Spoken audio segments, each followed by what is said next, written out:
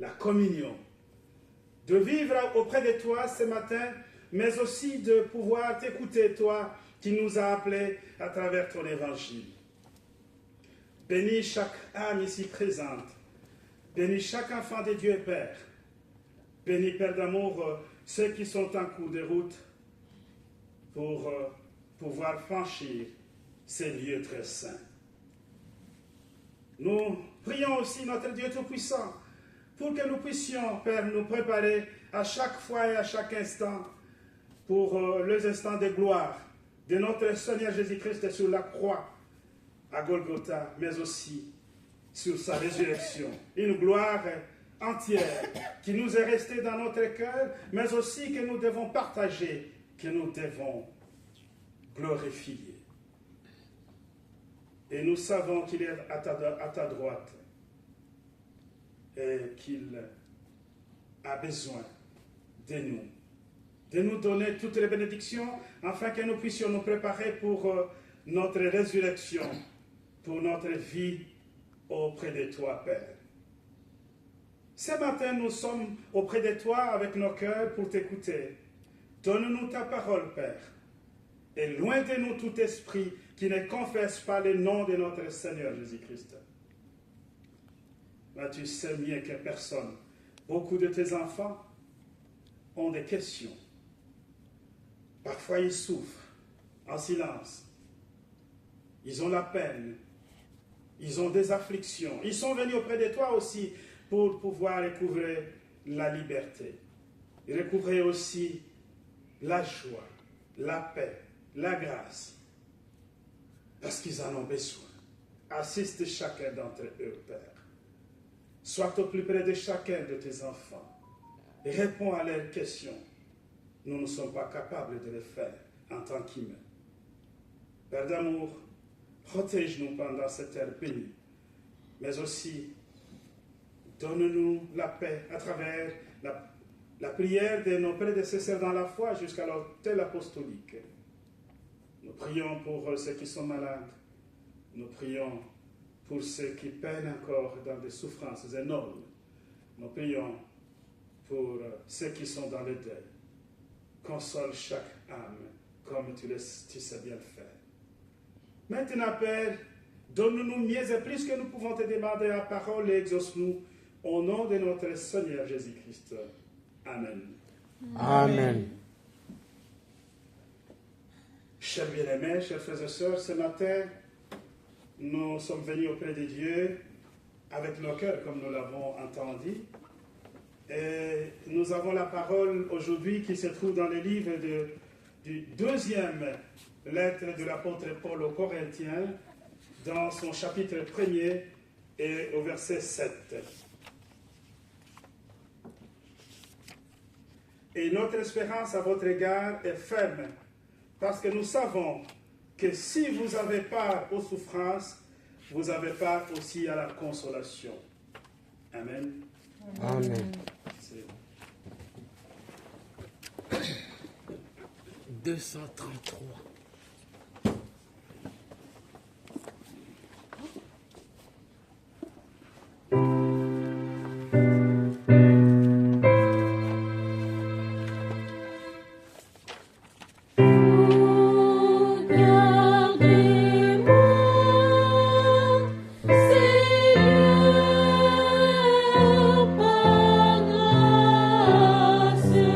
Tout près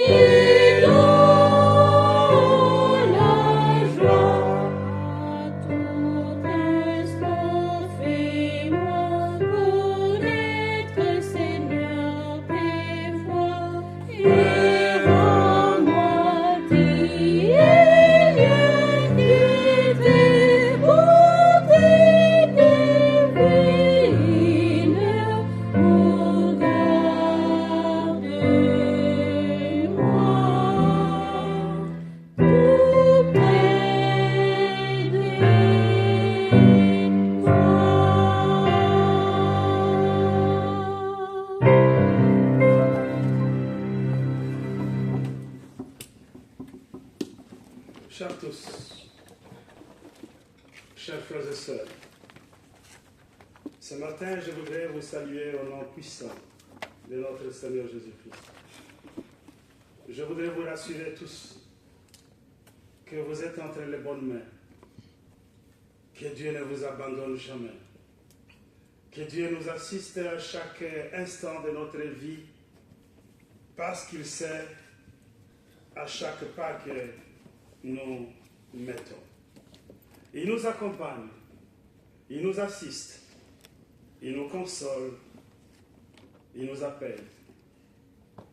C'est d'ailleurs aujourd'hui le thème que nous allons pouvoir explorer, qui nous a été envoyé par l'apôtre patriarche, qui dit Dieu de toute consolation. Dieu apaisant, Dieu bien. Dieu de toute bonté, chers bien-aimés, chers frères et sœurs. Combien d'histoires nous pouvons amener auprès de Dieu, combien de souffrances nous pouvons endurer, nous, les gens de cette terre, combien de choses qui nous accablent tous. Et combien de fois, parfois, nous arrivons à laisser couler nos chaudes larmes. Parce qu'autour de nous, nous n'avons pas de solution. Autour de nous, nous n'avons pas quelque chose qui nous rassure. Mais il y a la métendue du Dieu Tout-Puissant. Il y a la métendue de ce Dieu-là que nous ne pouvons pas voir en personne, mais qui nous assiste à chaque fois lorsque nous venons auprès de lui, tout en lui implorant, Père, nous n'avons personne que toi. Chers bien-aimés, chers frères et sœurs, je voudrais vous dire quelque chose. Je voudrais vous dire que nous avons le triomphe de la grâce de Dieu à travers nos fragilités humaines. Le triomphe de la grâce de Dieu autour de nous, dans nos vies, dans tout ce que nous faisons, en dépit de la fragilité que nous avons comme des humains. Chers bien-aimés, chers frères et sœurs, cette histoire vient de l'apôtre Paul. C'est sa lettre aux Corinthiens. L'apôtre Paul se trouve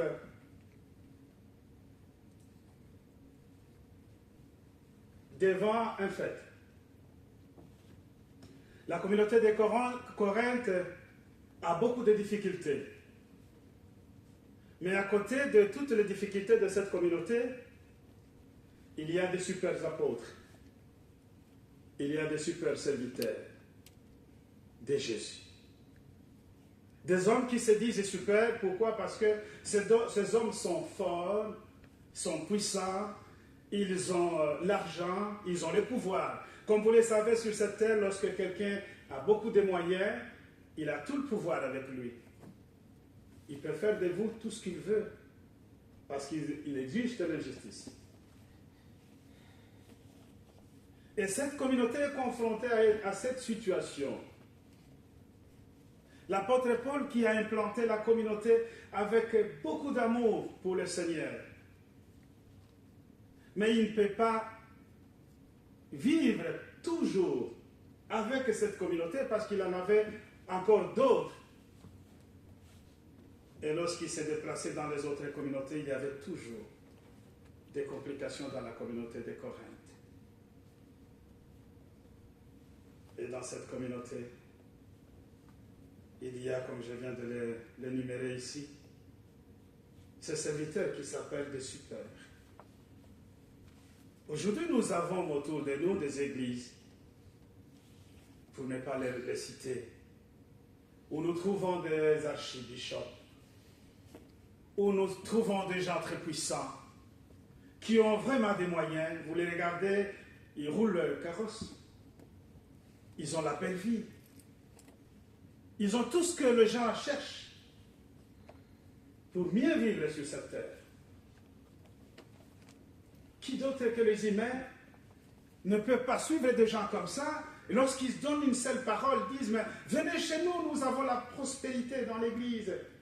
Nous faisons des miracles pour vos santé. Tout ce que nous faisons, ça nous réussit. Parce que regardez nous-mêmes, nous avons l'exemple de vous montrer, d'être ce que nous disons.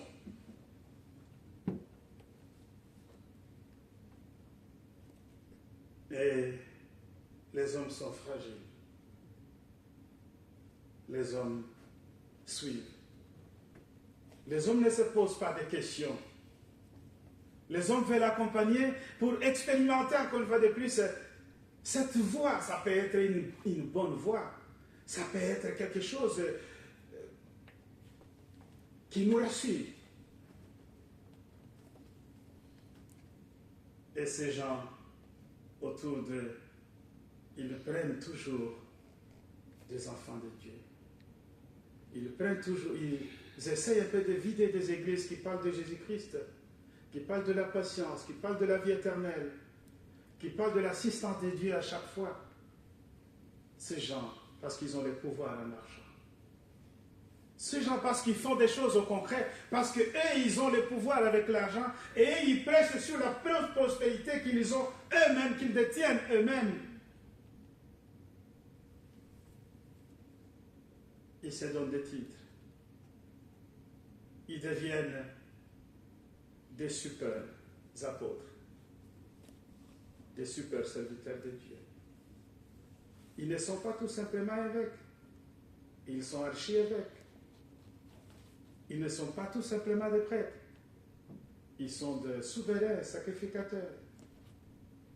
Ils ne sont pas tout simplement des chrétiens. Ils sont des super chrétiens.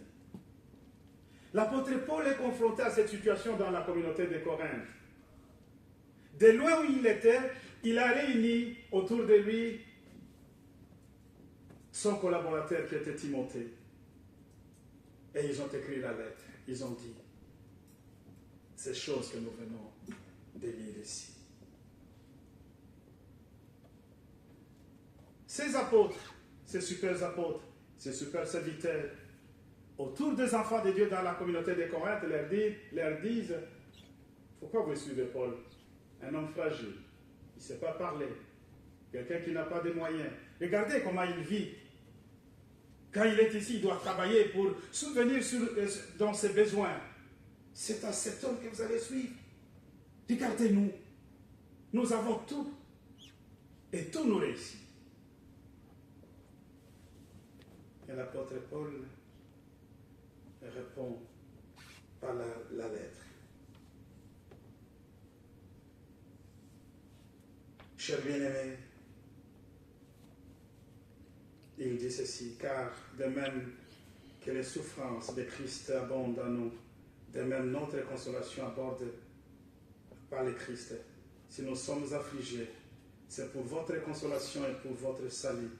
Si nous sommes consolés, c'est pour votre consolation et qui se réalise par la patience à supporter les mêmes souffrances que nous endurons. Les super chrétiens, les super apôtres, ils n'ont pas besoin d'endurer la souffrance. Ils n'ont pas besoin de dire, d'écouter la parole qui dit, les épreuves nous endurent et ces épreuves-là font en sorte que Dieu nous vienne en aide. Parce que si nous n'avons pas des épreuves, nous nous considérons des hommes super. Nous allons nous égaler à Dieu, alors que nous sommes des hommes faibles. Pour que nous puissions voir la toute puissance de Dieu, tous, nous passerons dans les épreuves. Chers frères et sœurs, qui d'autre que l'apôtre Paul a connu beaucoup d'épreuves? L'apôtre Paul, dans son ministère, il y a des bateaux qui se sont fracassés, des bateaux qui se sont submergés, mais il a toujours survécu. Il a été plusieurs fois flagellé par les Juifs, par des Romains. Il a été plusieurs fois lapidé aussi par des Juifs. Il n'a jamais abandonné. Il a dit, je porte en moi les marques de cette œuvre que je fais de notre Seigneur Jésus-Christ. Je porte en moi les marques de ce service de l'évangélisation. Quand il dit qu'il porte les marques du service de l'évangélisation, c'est dans son corps qu'il est porté. Parce que plusieurs fois, il a été flagellé, il a été lapidé, il a été mis à la honte. Mais il n'a jamais abandonné. Il a continué, cher bien-aimé. Soyons convaincus, quoi que nous traversions,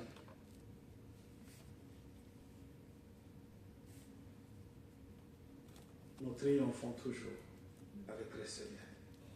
Soyons convaincus. Quoi que nous traversions, nous serons convaincus à travers notre Seigneur Jésus-Christ. Pourquoi est-ce que nous traversons tout ça? Si nous retournons un tout petit peu dans le livre des Romains, dans son chapitre 3, verset 23, on nous dit une chose très importante. L'apôtre Paul dit, tous ont péché et sont privés de la grâce de Dieu. Tous ont péché et sont privés de la grâce de Dieu. Mais alors, tous ceux qui ont péché, qui ont été privés de la grâce de Dieu, ont retrouvé ou ont recouvré la grâce à travers les sacrifices énormes de notre Seigneur Jésus-Christ sur la croix de Golgotha. Et ce sacrifice a ramené le peuple de Dieu sur le chemin de retrouver la grâce de Dieu, de retrouver le pardon et de retrouver aussi le salut.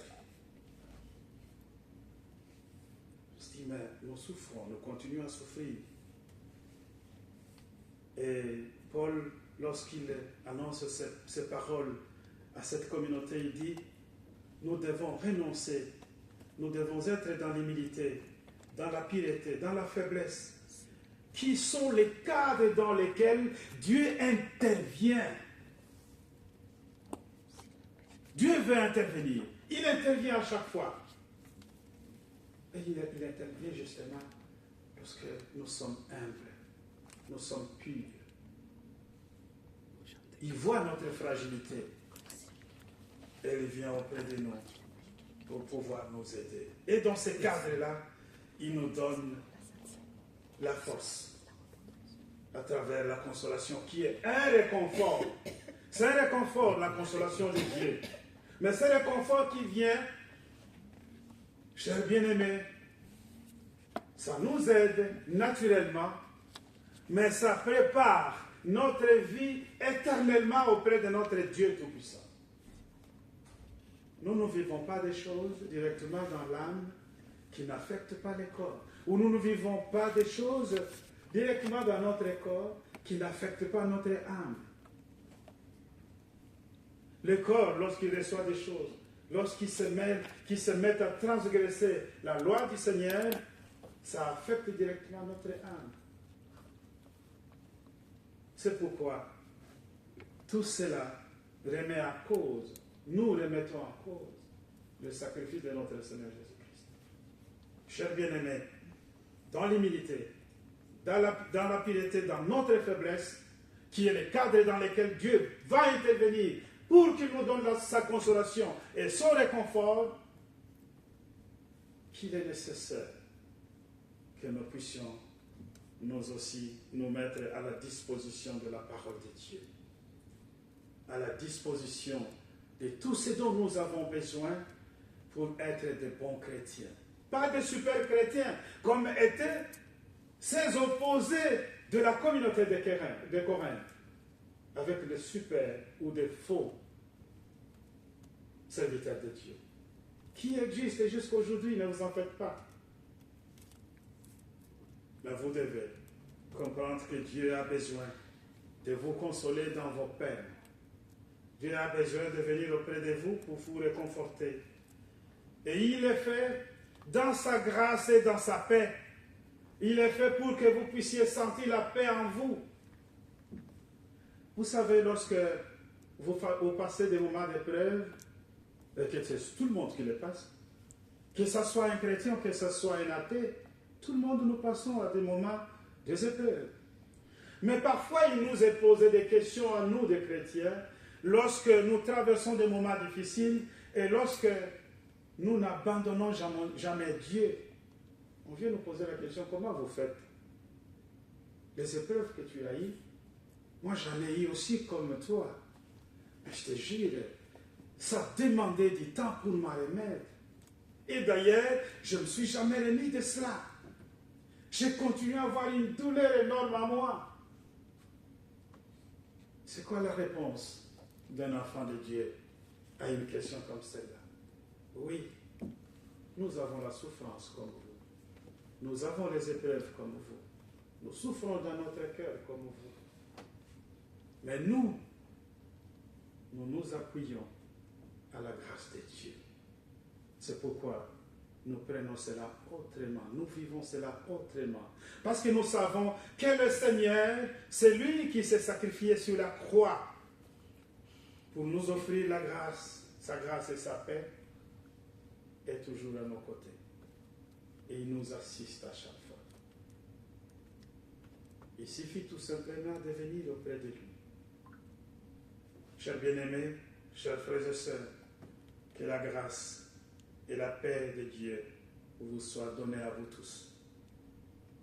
Même si vous traversez des moments des épreuves difficiles, des afflictions, que Dieu soit avec vous. Parce que qui est Dieu pour nous? Dieu est source de vie. Dieu est source de bonté. Dieu est source d'amour. Dieu est source de grâce et de paix. Et tout en étant source de vie, nous avons justement la pensée sur la vie. Non seulement sur la vie de la terre, mais surtout sur la vie éternelle que nous vivons avec lui. Il est source de vie, il nous les donne et il nous donne l'opportunité que nous puissions vivre cela ensemble avec lui. Et Dieu prend le temps de nous consoler dans nos afflictions. Quand il nous console, et il demande à ce que nous puissions être aussi des consolateurs pour les autres. L'exemple que je viens de donner, c'est un exemple qui doit justement nous encourager. S'il y a des gens qui viennent nous demander comment tu fais, pendant des périodes comme ça, de difficultés, de souffrances, comment tu as fait? Justement, parce que à nous, à travers cette parole que nous allons donner à ces contemporains, nous devenons aussi des consolateurs pour les autres. Nous consolons. Parce que nous disons que c'est nous le supportons. Parce que nous nous appuyons à la grâce de Dieu. Nous supportons parce que nous savons que Dieu nous donne la paix. De gens qui sont à la phase terminale de leur vie, par exemple. Moi, je connais une sœur à Kinshasa qui était tellement malade. Cette sœur avait le cancer. Elle était dans une phase terminale. Et une voisine qui était à côté de lui, dans du lit, quoi, à l'hôpital, je dis, mais comment est-ce que tu fais? Quand tu sais que tu vas dissiper, mourir, comment tu fais pour rester toujours active et rester toujours dans la joie? Si c'était moi, je devrais me mettre dans une coquille, je me cache parce que je sais que je vais mourir, je ne vais pas exister. Cette sœur a répondu à sa voisine en lui disant, parce que je sais que l'amour de Dieu n'est pas tout simplement pour cette vie que je mène sur cette terre. Parce que l'amour de Dieu continue jusqu'à l'éternité. Parce que je sais que Dieu est bon et que sa grâce et sa paix vont m'accompagner. Que lorsque je serai en éternité, il sera toujours avec moi et je n'aurai pas cette maladie, cette foutue maladie qui me dérange. Je vais partir, mais je partirai en paix, mais en grâce aussi de Dieu Tout-Puissant. Voici la réponse d'une sœur. C'est lui qui s'est tracassé pour elle. Elle s'est tracassée pour elle. Quand on voit humainement, elle avait des soucis pour l'autre. Mais la sœur lui dit, ne prends pas de soucis pour moi. Parce que Dieu est là et Dieu va faire de merveilles pour moi. Chers bien-aimés, chers frères et sœurs, Dieu compatit dans nos souffrances. Et Dieu console pour faire de nous des consolateurs en Jésus-Christ. Il fait de nous des vrais consolateurs. Il fait de nous des vrais rassureurs. Parce qu'il nous console pour que nous devenions des consolateurs. Parce qu'il nous rassure pour que nous puissions rassurer les autres. Parce qu'il nous réconforte pour que nous puissions donner le réconfort aux autres. Et comme ça, l'Église vit la grâce et la paix de Dieu. Et c'est comme ça que l'Église de Corinthe a retrouvé la joie. Parce que Paul a parlé et Paul a dit, ne suivez pas tous ces gens-là. Ce sont des faux serviteurs de Dieu. Ils ont une vie sur cette terre qu'ils ne défendront jamais devant le Seigneur. Parce que ces gens, qu'est-ce qu'ils faisaient?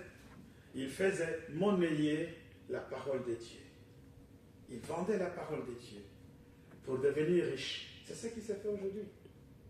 Vous allez dans beaucoup d'églises, la parole de Dieu est monnayée, la parole de Dieu est vendue. Et les gens deviennent des riches. Et lorsqu'ils sont riches, ils sont maintenant au-dessus des autres. Chers bien-aimés, chers frères et sœurs, non seulement nous devons consoler, rassurer, réconforter les autres, mais nous sommes aussi témoins de l'action puissante de notre Seigneur Jésus-Christ sur nos vies. C'est quoi cette action puissante? C'est parce que nous vivons des choses. Parce que nous savons que notre vie continuera. Et que cette vie-là qui va continuer, nous serons ensemble avec le Seigneur. Et qui est source de toute consolation. Et ce Seigneur, dans le livre de l'Apocalypse, il nous dit, il essuiera toutes les larmes de nos yeux. Et nous vivrons dans la paix et la quiétude du Seigneur. Et nous partagerons la gloire du Seigneur dans son sein. Et nous serons avec lui tous les jours.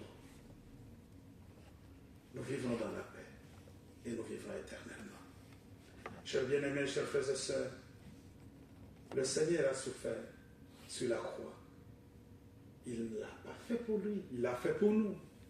Il l'a fait pour que nous ne puissions pas avoir peur de la souffrance, mais que les épreuves puissent nous réconforter encore, que les épreuves puissent nous affermir encore, que les épreuves puissent nous donner la force. Alors, ce que nous devons faire, c'est fuir le péché. Parce que le péché nous maintient en dehors du plan de Dieu. Et le don de Jésus-Christ sur la croix nous ramène sur les voies de Dieu. Le péché vous écarte. Le péché vous empêche d'être dans le bon sein de Dieu. Le péché vous empêche de vivre en harmonie avec le Père Céleste. Parce que c'est une transgression. C'est une insulte. Ce n'est pas bon de pécher. Mais le péché est terrestre. Et lorsque nous tombons dans le péché, nous devons regretter ce péché-là. Et lorsque nous regrettons le péché, nous revenons sur les voies de Dieu. Cela veut dire que le Seigneur, par le don du Saint-Esprit, nous ramène sur ces voies qui sont les voies de Dieu. Et les voies de Dieu ont été possibles pour nous à partir du moment où le Seigneur a donné sa vie sur la croix de Golgotha. Soyez rassurés, chers bien-aimés, chers frères et sœurs, que quand Dieu nous console, il nous a fermés dans la foi en Jésus-Christ. Amen. Amen. Nous avons le diacre avec nous qui va aussi donner un message qui va dans son cœur et nous demandons à la communauté de chanter un chant. La communauté.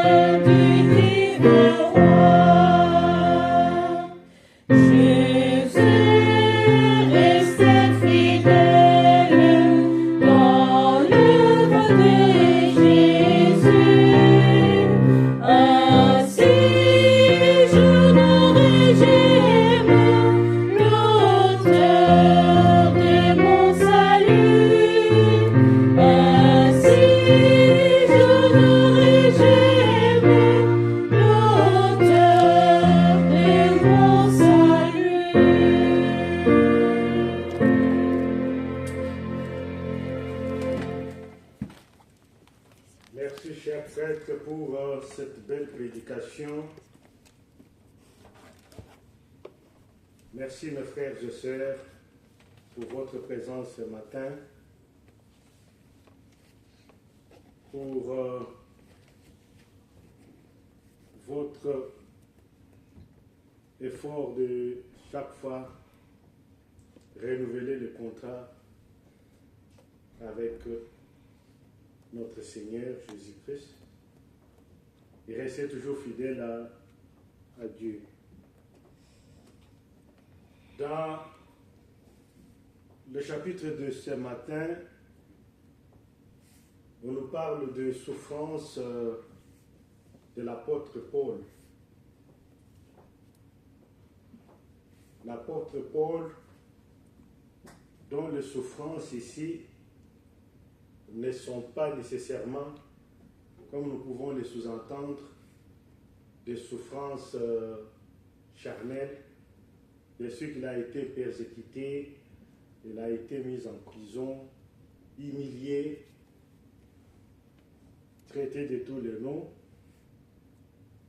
Mais ces souffrances-là n'étaient pas une très grande préoccupation pour lui,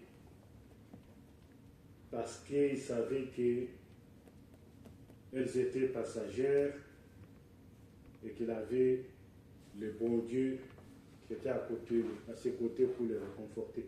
Mais les plus grandes souffrances que l'apôtre Paul a dit ici, on nous dit que c'est surtout par rapport à l'évangile et à la parole. Parce que ce qui lui faisait très mal, c'est qu'il se retrouvait en face de lui des gens qui ne voulaient pas du tout entendre parler du Christ, de l'Évangile, qui ne pouvaient pas vraiment se réaliser que leur salut passait par l'acceptation de l'Évangile et de suivre Jésus-Christ comme la voie. Et il en a tellement souffert, mais cela ne lui a pas poussé à la résignation, ni au désespoir. Il a persévéré, il a continué à faire des efforts pour qu'un grand nombre de gens puissent suivre cette voie de salut, la voie du Christ.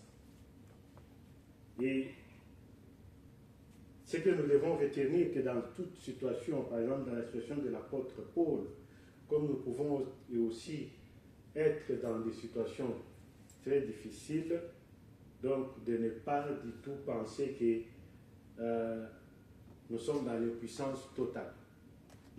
Nous sommes impuissants de surmonter des situations, nous sommes impuissants de trouver des solutions. Pourquoi? Parce que Dieu, notre Père qui est amour, il est toujours à côté de nous.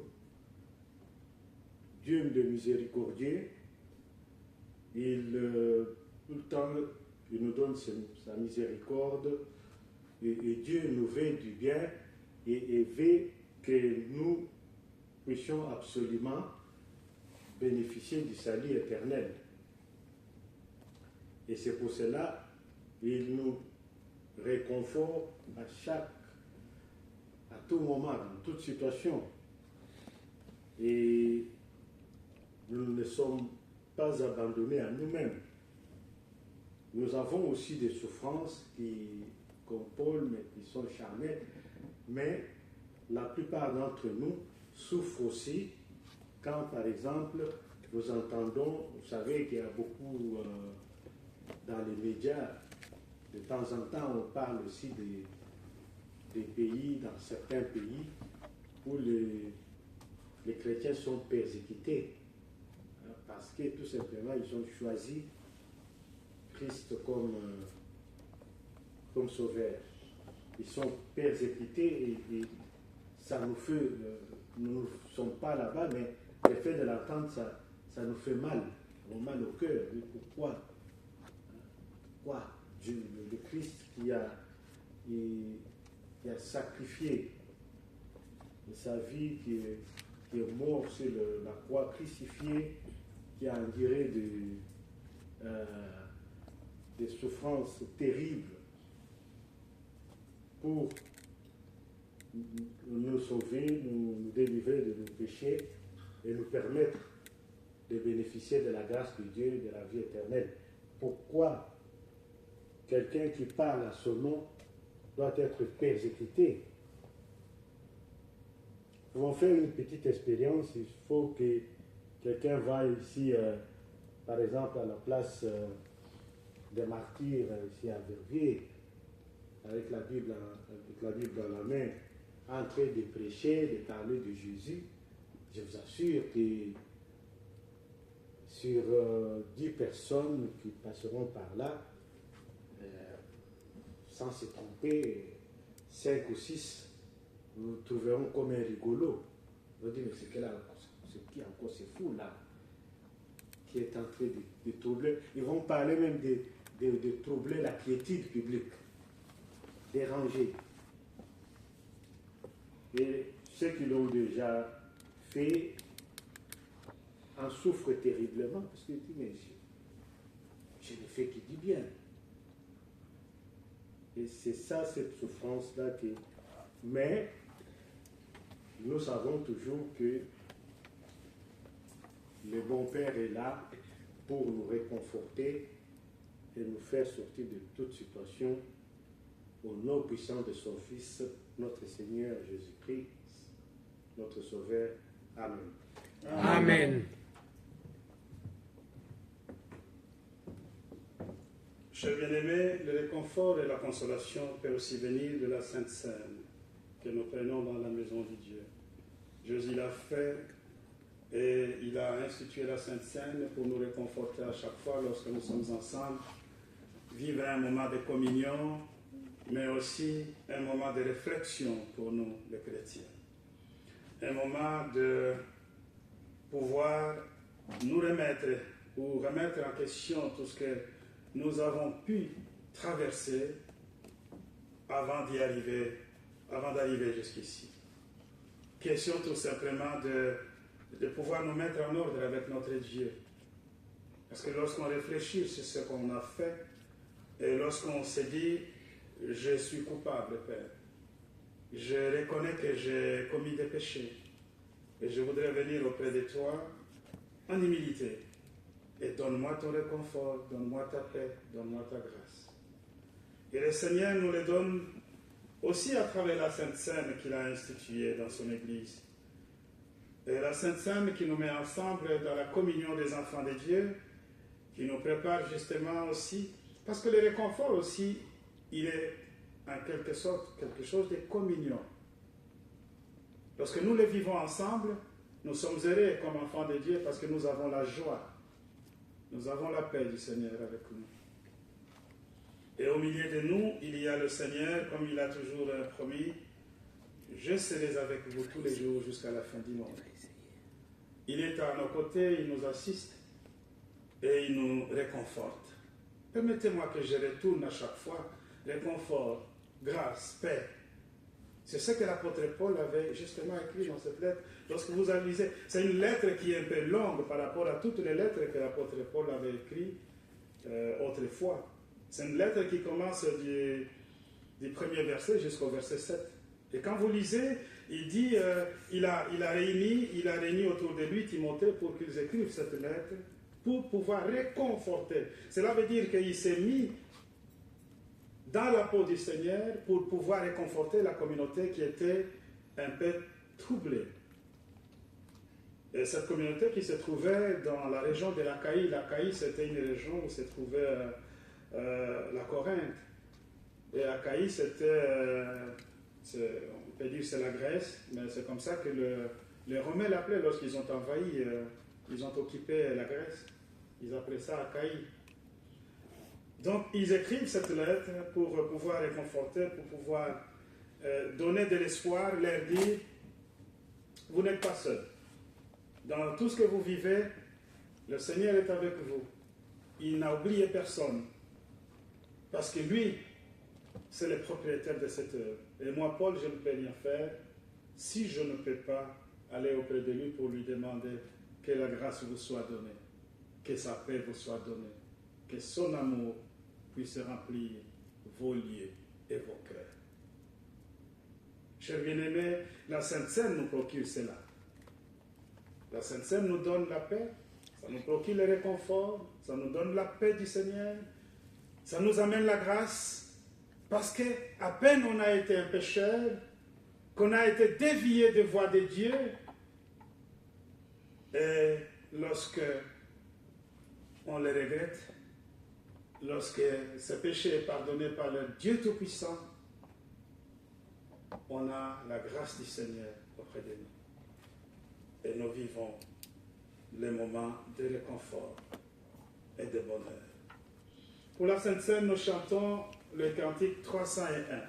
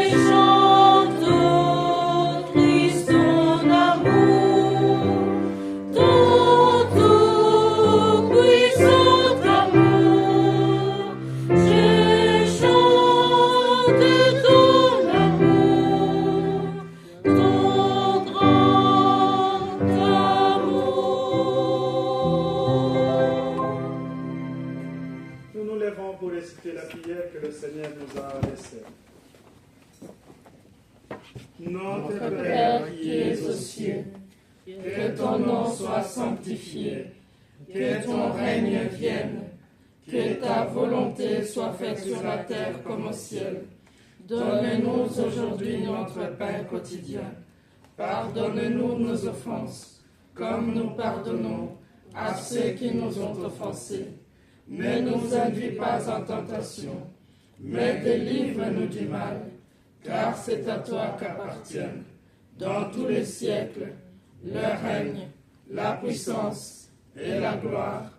Amen. Selon la mission que j'ai décidé l'apôtre et mon mandant, je vous annonce la bonne nouvelle. Au nom de notre Seigneur Jésus-Christ, le Fils de Dieu vivant, vos péchés vous sont pardonnés. La paix du ressuscité soit avec vous. Amen. Amen. Éternel Dieu de toute bonté, mon Père céleste, à travers ta bonté et ta grâce, tu viens de nous pardonner les péchés. Merci pour cet acte noble, cet acte si grandiose, Père, que tu viens d'effectuer. Tu es bon et miséricordieux, Père d'amour. Nous te serons toujours reconnaissants à chaque fois. Nous voici maintenant propres, nous voici dignes de nous approcher sur cette table du Seigneur pour pouvoir prendre le corps et le sang de notre Seigneur Jésus-Christ. Bénis chaque âme en cette fête. Bénis notre Dieu Tout-Puissant, ton Église et tes serviteurs. Bénis tes enfants aussi. Unis-nous dans la prière de tous et exauce-nous au nom de Jésus. Amen. Amen. Nous allons célébrer la Sainte Seine.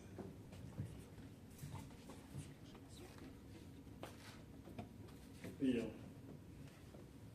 Au nom de Dieu, le Père, le Fils et le Saint-Esprit, je consacre le pain et le vin pour la Sainte Seine et je dépose le sacrifice unique de Jésus-Christ, valable en toute éternité. Car le Seigneur prit du pain et du vin, rendit grâce et dit: ceci est mon corps qui est donné pour vous. Ceci est mon sang, le sang de la nouvelle alliance, qui est répandu pour beaucoup pour le pardon des péchés.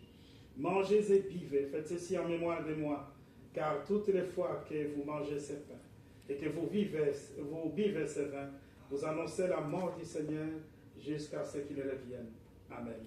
Amen. Le corps et le sang de Jésus sont donnés pour toi. Amen.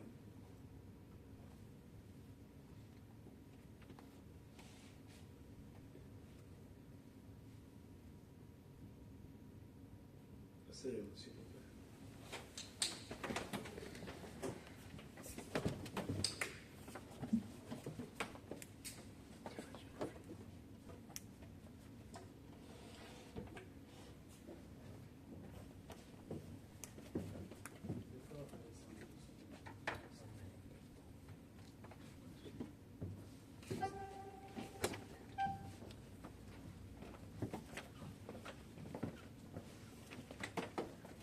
Le corps et le sang de Jésus sont donnés pour toi. Amen.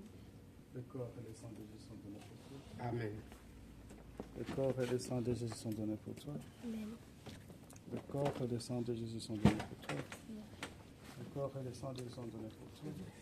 Le corps et le sang de Jésus sont donnés pour toi. Amen. Le corps et le sang de Jésus sont donnés pour toi. 122. Le corps et le sang de Jésus sont donnés pour toi.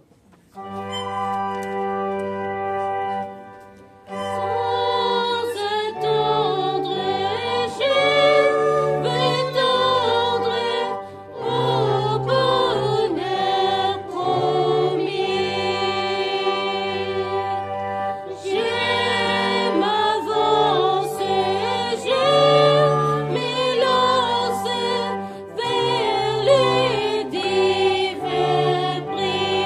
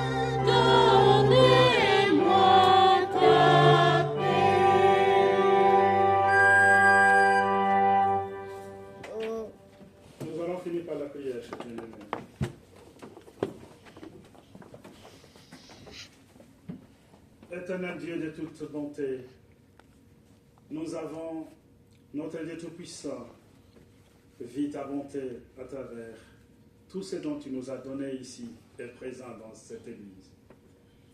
Tu nous as donné ta parole et tu nous as rassuré, Père, que ta consolation elle est toujours présente et que tu viendras à chaque fois nous réconforter lorsque nous serons dans les moments des épreuves.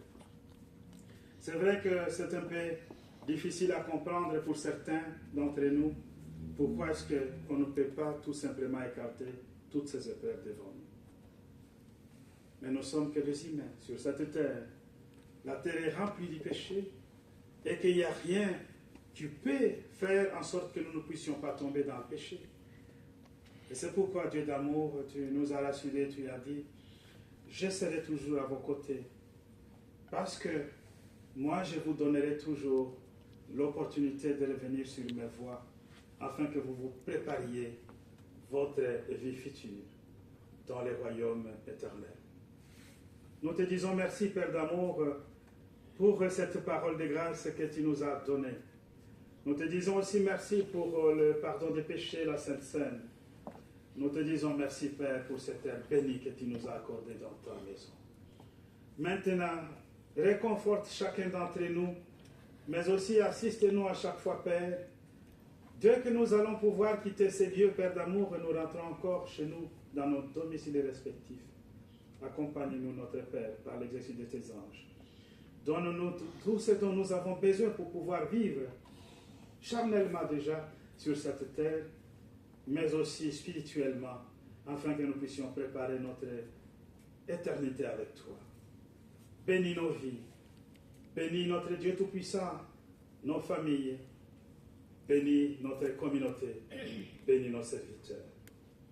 Nous voudrions, Père d'amour, nous accrocher à toi, rester fidèles, coûte que coûte, même si les péchés nous guettent, même s'ils cherchent à nous faire tomber. Nous voulons rester toujours à tes côtés et nous voulons reconnaître ta toute puissance à chaque fois. Père d'amour, nous avons des choses dans l'avenir. Notre communauté va recevoir ton apôtre ici. C'est envoyé, notre Dieu Tout-Puissant, que toi, tu as envoyé sur ton Église pour pouvoir donner tous les sacrements nécessaires et préparer la communauté pour le jour du Seigneur. Nous allons les recevoir ici. Donne-nous l'esprit de préparation, afin que nous les fassions comme des enfants de Dieu qui se préparent pour la vie éternelle. Bénis aussi notre apôtre. Donne-lui la parole qui est certes pour notre communauté, une parole qui viendra nous donner encore une fois de plus la joie et la foi dans notre cœur. Nous prions pour les malades, nous prions pour ceux qui souffrent, ceux qui ont encore une fois de plus dans les épreuves. Dieu d'amour, réconforte chacun d'entre eux, console-les. Donne-nous aussi la force de pouvoir les consoler parce que tu as dit, je suis votre consolateur pour que vous deveniez aussi des consolateurs des autres. Je vous réconforte pour que vous puissiez donner du réconfort aux autres. C'est cela que nous allons pouvoir faire. Maintenant, Père, nous prions pour nos jeunes. Nous prions pour toute notre communauté. Bénis tous ceux qui t'ont donné aussi de l'offrande aujourd'hui, mais aussi l'offrande du cœur qu'ils ont disposée sur cet autel de grâce. Nous prions pour nos prédécesseurs dans la foi, Père, jusqu'à l'autel apostolique. Donne-nous mieux et plus que nous pouvons te demander en parole, Père, exauce-nous au nom de notre Seigneur Jésus-Christ. Amen. Amen. Que la grâce de notre Seigneur Jésus-Christ, l'amour de Dieu le Père et la communion du Saint-Esprit soient avec vous tous. Amen.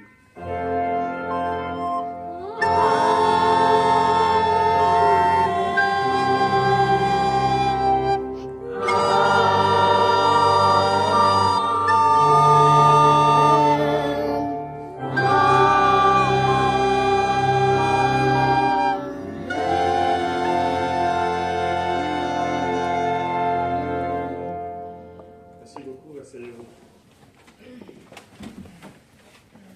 Voilà, nous avons fini.